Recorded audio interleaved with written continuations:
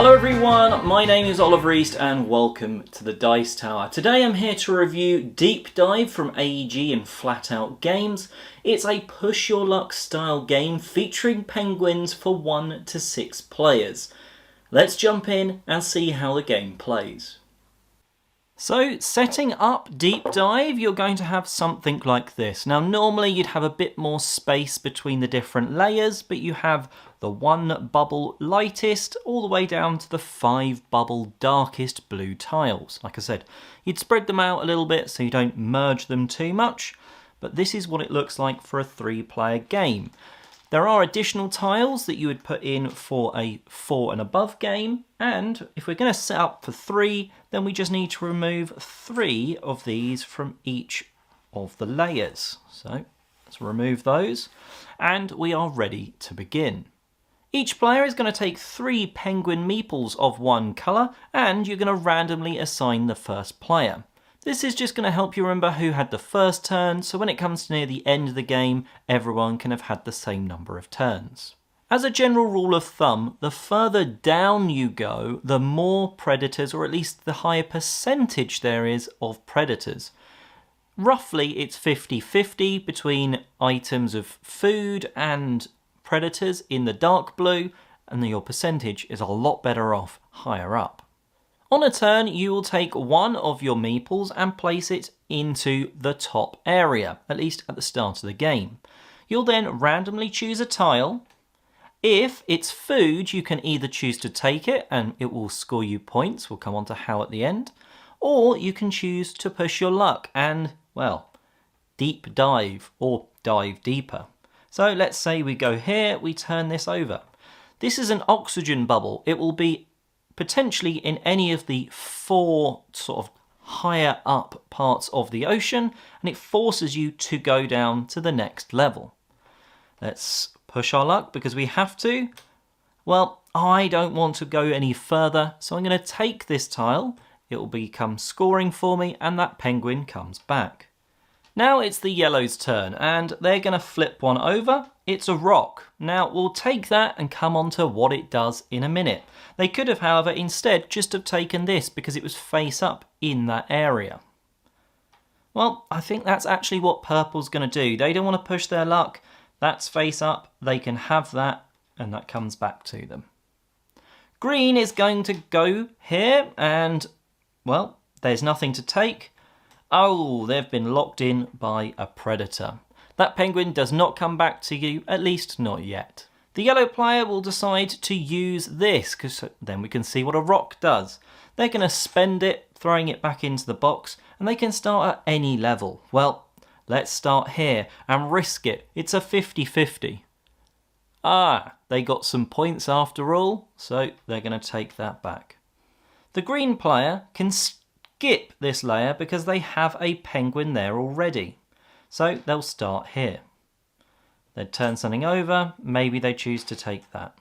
On a future turn, let's say the green player gets down to here but then turns over a predator. Well, all of their penguins are locked. In this case, you take all of your penguins back, and from the areas where there are a predator, you can take 1 of the tiles. So let's say they took this back up with them. The game end is triggered when all of the tiles in 1 of the 5 zones have been flipped from being face down. At this point, the current round finishes going round clockwise, and then the first player flips this over to last dive. Everyone's going to get 1 final turn, pushing their luck for points. So now let's see how you score. As you take tiles in the 3 colours, you'll add them to sort of a coloured column.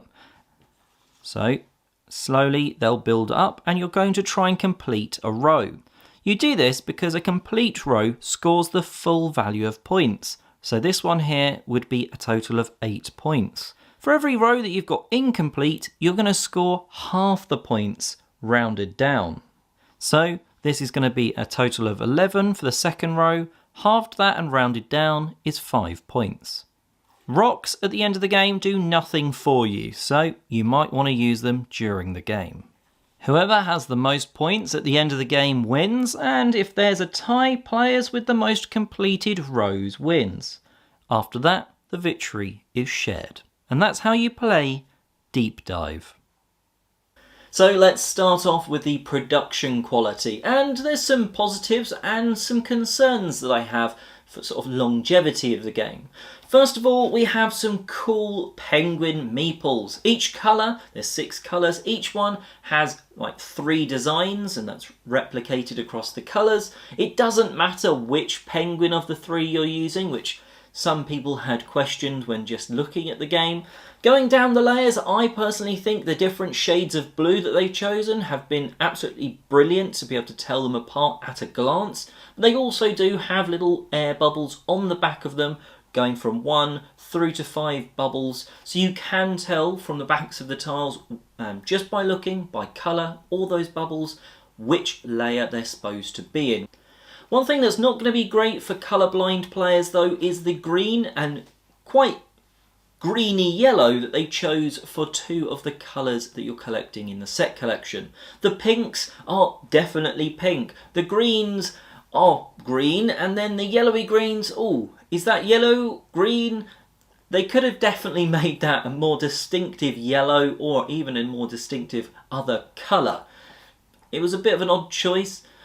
I even struggled, depending on the light, just to be able to know what colour it is. And you're trying to collect a set, effectively, of each colour, so that is quite important, certainly for your points at the end of the game. So that was a bit of an odd one. The final thing which I have concern with a lot of games is the longevity. These tiles need to be indistinguishable from at least the same layer, and if you do scuff them, like, you know, catch a corner or something, then people may know from one game to the next, just as if you've got a marked back on a card with a bit of a scratch or something. Oh, that's the ace of spades in this deck. You'd maybe know, oh, that's a predator on these tiles, so stay away from it. Because tiles are removed each game, it does mean that over time you could just make sure you don't use that tile, but it is just something to be aware of. Over many plays, a little bit of a mark on the back could mean you know what you're getting. Deep Dive is all about pushing your luck. It's that really great balance of risk versus reward. The points at the deepest level are the most you're going to get, but you have, in that case, a 50-50 roughly of getting a predator or getting points. Now, if someone else has just taken a predator out of that pool because they've got a penguin locked there, the odds slightly shift in your favour, and maybe that's sort of, you're going to add that into the calculation of, do I risk this and push down to a lower level? But that's about where the depth of this game, if you pardon the pun, sort of actually stops. Yeah, you're going to calculate roughly, but it's not really hard maths, it's just, is it worth the risk, and a bit of a gut feeling, and that's about as far as it goes. But Deep Dive is a really simple game that you can get to the table very quickly with pretty much anyone and say, here's some rules, in under a minute you're playing and they're pushing their luck. There's 2 tile types which make up the rest of the sort of tiles other than predators and points, and that are the air bubbles and the rocks. Now, thematically, it's actually, the rocks make a bit of sense, because apparently, like, emperor penguins even swallow pebbles and stuff like that. So there's some kind of logic thematically of why you might be taking that pebble for a deeper dive later on. The air bubbles, well, that's not necessarily sort of thematic, but they really do add to the risk, because it's forcing you to go to the next layer and sort of go again. Sometimes it's like, yes, I've got an air bubble, I can go down a layer to where hopefully more points are available. But later on, sometimes it's just, I kind of just wanted to turn over some points and not have to risk it on the next level, where it's potentially harder for me. So those tiles just make up sort of the round out the game very nicely, and mean it's not just one or the other. You've got some variation in there, such as being forced down, or go, oh, I'll keep this rock and I'll start maybe at the bottom, like next time, or maybe I can already see, oh, this tile's face up here, I'll start there and just take that for some easy points.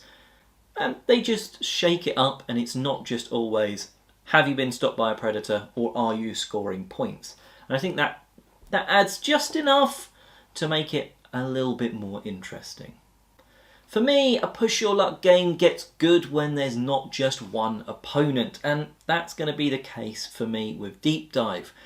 Yes, it's all about luck, but it does just feel like if you've lost, it's only because of the luck and not because of your choice to push your luck sort of thing. At 2, when there's a few more people, it's a bit more funny, sort of when you screw up and get a predator versus when you push your luck. I've not played at the full player count of 6, and to be honest, I don't think I would want to either. Even getting sort of to the 5, you've got enough people round the table that it's not taking long to get back to you, but you want to be involved. And while it is good fun watching other people push their luck, at that 3 and 4 player count, where it gets back round to you and you're pushing your luck again, that's definitely more exciting than watching that extra couple of people take their turn before you go again. Deep Dive really is aimed at like the family sort of audience that's looking for a game that's going to level the playing field. Level it because you're pushing your luck. Yes, you can get extremely unlucky, you can get extremely lucky, but that's part of the fun. The few little twists with the air bubbles pushing you down or the rocks allowing you to start anywhere you like on a future turn, they just add to the experience and make it that not every turn is quite the same. Yeah, you can get penguins locked down, but skipping over them is sort of feels good. It's like, oh, on that previous turn I didn't get anything, but now I don't have to risk my luck there. I can get deeper where there's more points available. And I also like how the scoring is built up with the sort of columns of colour, and you're trying to complete those rows, because that means you've got something to aim for. And it also means sometimes just grabbing a really sort of bad, say pink prawn from the top, the shallowest part, well, maybe that completes your row and is just as valuable as it would be pushing all the way down and getting a green squid, which is like 8 or 10 points, because, well, that would be halved, whereas this completes a row, scoring that entire row fully rather than half rounded down. So I think a lot of people are going to enjoy this for its very simple push your luck. It's taken me a little bit by surprise how much I've enjoyed this one.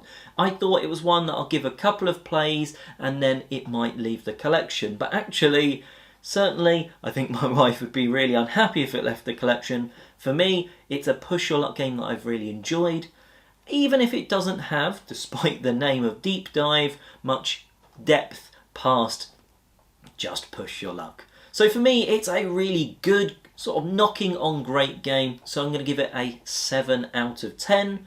If that's the sort of game you're looking for, maybe it would be higher for you though.